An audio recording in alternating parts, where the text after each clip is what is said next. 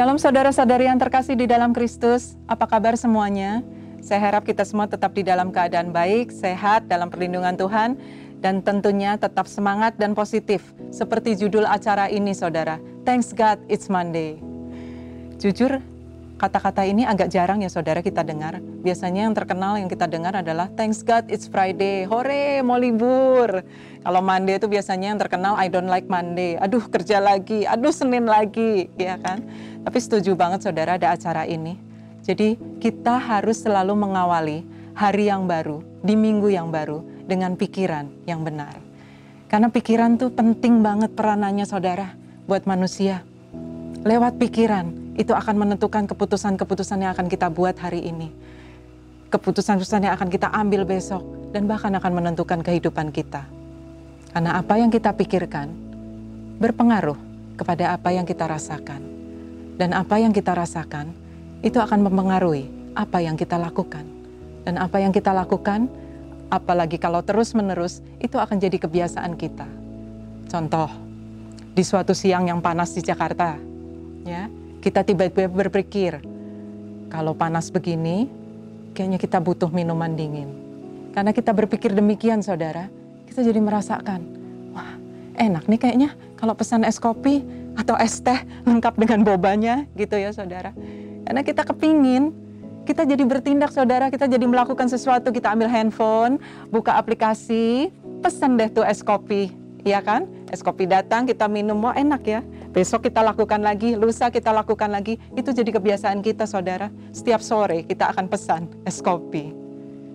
Lihat saudara betapa pentingnya pikiran. Dimulai dari sebuah pikiran. Karena itu, hari ini kita mau sama-sama belajar. Apa sih yang Alkitab ingin kita pikirkan supaya kita terus berkemenangan setiap hari.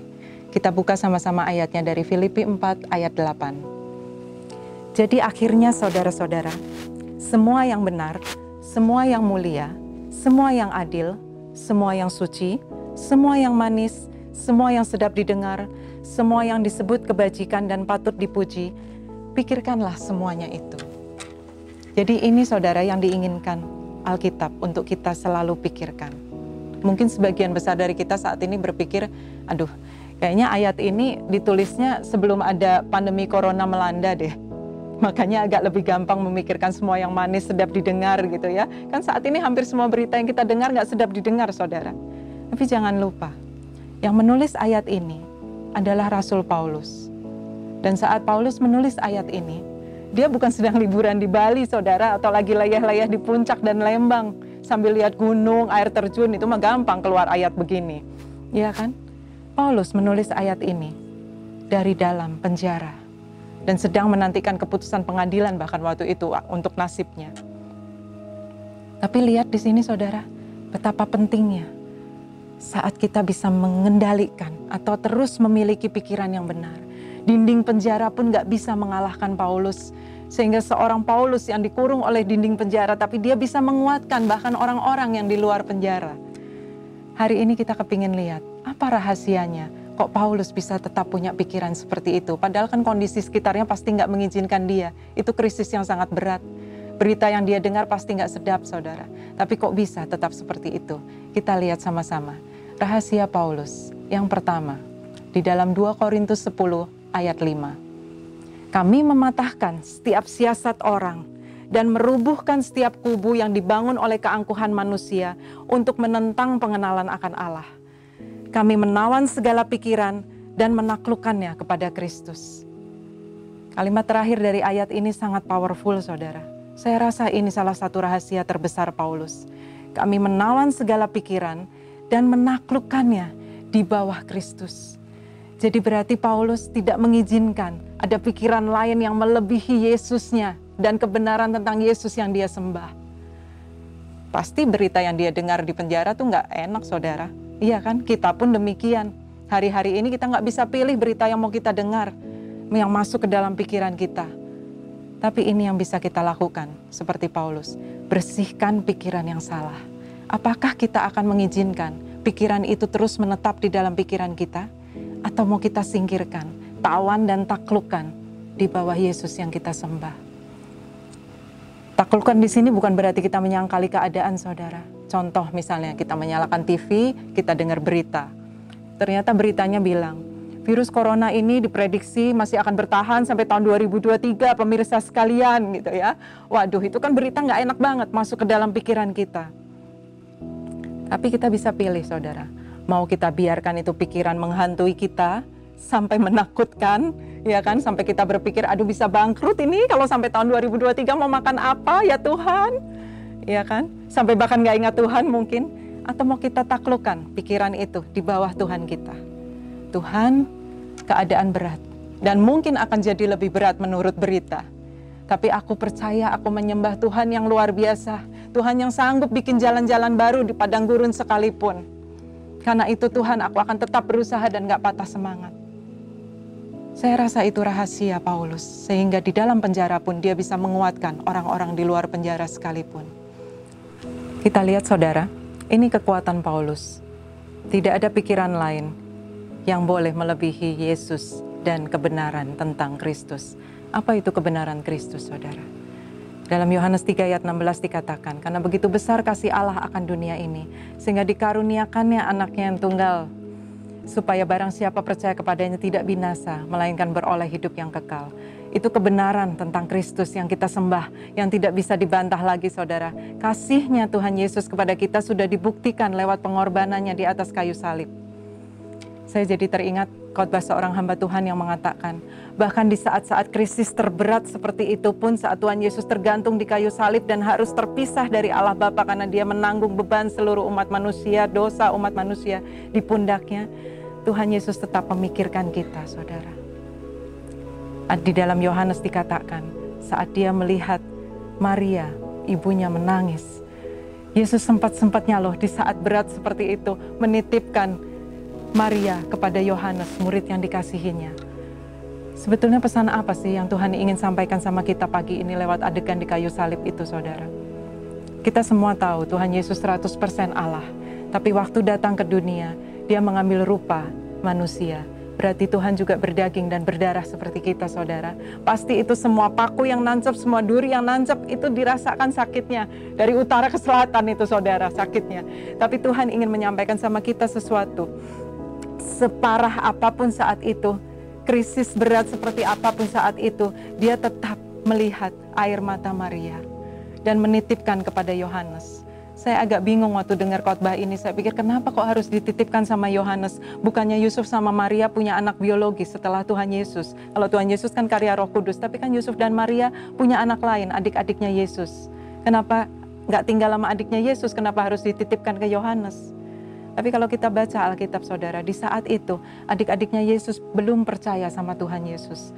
Sedangkan Tuhan Yesus melihat Maria saat itu terguncang, sangat down. Butuh seseorang yang bisa menguatkan, mensupport, mendukung. Dan yang ada di dekat kayu salib saat itu adalah Yohanes, yang cukup bisa diandalkan. Karena murid yang lain kan sudah kocar-kacir ya, saudara, nggak tahu kemana. Karena Tuhan peduli sama Maria. Dia titipkan pada Yohanes untuk dikuatkan. Jadi saat ini, saudara, kalau di antara kita ada pikiran yang salah, kita merasa Tuhan kok ninggalin saya, Tuhan engkau di mana kok nggak peduli. Stop, saudara, itu pikiran yang salah. Tundukkan di bawah kebenaran tentang Kristus ini, bahwa Yesus kita sangat mengasihi kita. Sehingga jangan ada kekhawatiran yang mengatasi itu. Pikiran apa lagi yang mungkin sudah mengatasi Tuhan Yesus saat ini? Marah? Jengkel sama seseorang, tundukkan di bawah Kristus. Karena Yesus berkata, ampunilah orang yang bersalah kepadamu, seperti Bapamu di surga mengampuni kesalahanmu.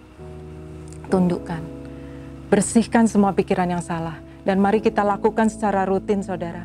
Ibarat beres-beres rumah aja, ibu-ibu pasti tahu, kita nggak mungkin kan hari ini kita bersihkan rumah, terus tahun depan baru kita beres-beres lagi, ya berantakan lagi, saudara. Kita harus lakukan secara rutin supaya pikiran kita tetap benar. Rahasia yang kedua dari Paulus ada di dalam Efesus 1 ayat 17. Di sini dikatakan, dan meminta kepada Allah, Tuhan kita Yesus Kristus, yaitu Bapa yang mulia itu, supaya Ia memberikan kepadamu roh hikmat dan wahyu untuk mengenal Dia dengan benar. Jadi, Setelah Paulus membersihkan pikiran yang salah, dia isi kembali dengan pikiran yang baru, tapi dengan standarnya Tuhan, dengan roh hikmat dan wahyu, supaya di dalam pengenalan yang benar kepada Tuhan. Ibarat beres-beres rumah tadi, saudara.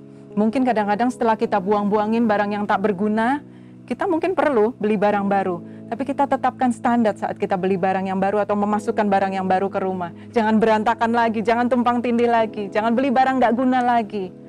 Demikian juga yang harus kita lakukan dengan pikiran kita. Yang kita masukkan, yang kita izinkan boleh menetap di dalam pikiran kita, yang sesuai dengan standar pengenalan kepada Tuhan.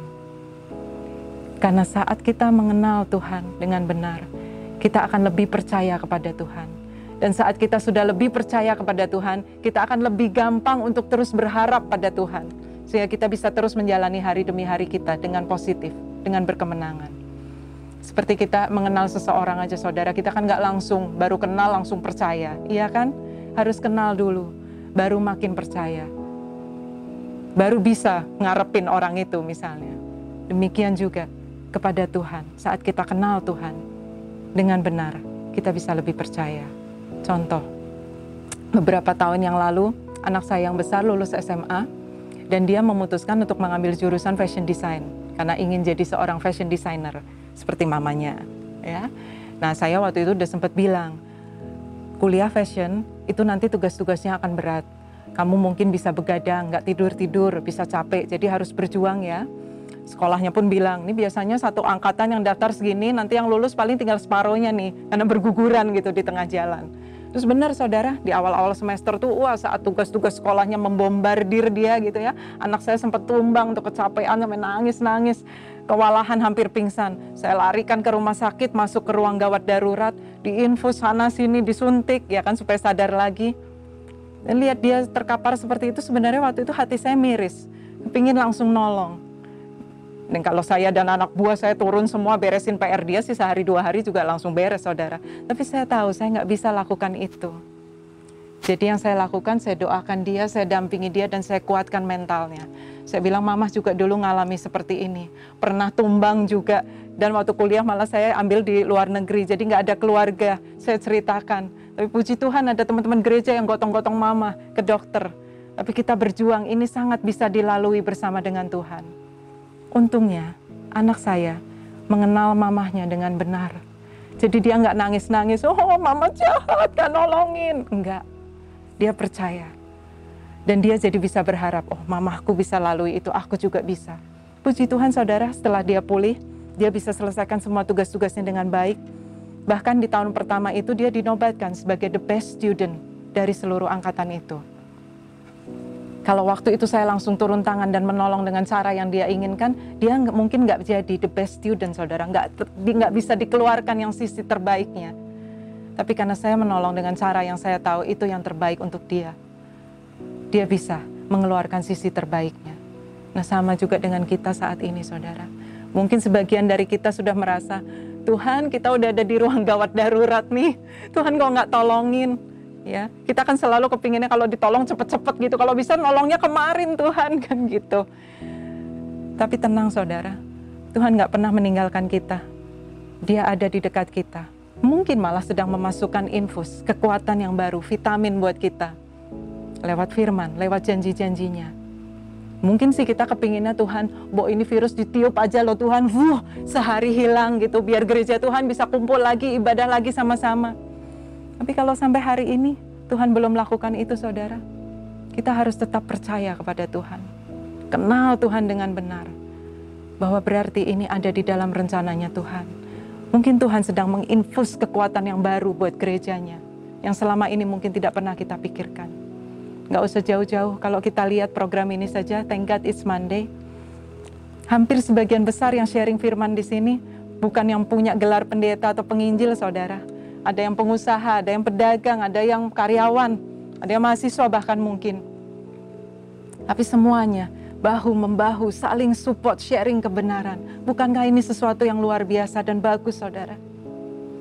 berarti yang Tuhan inginkan, dimanapun ada anak Tuhan, dimanapun ada gereja Tuhan, di situ akan ada kesaksian tentang pertolongan Tuhan yang diceritakan, di situ akan ada pengharapan yang disampaikan, dan di situ ada kabar baik yang terus-menerus dikumandangkan, bahwa ada Tuhan yang sangat mengasihi kita, Yesus namanya.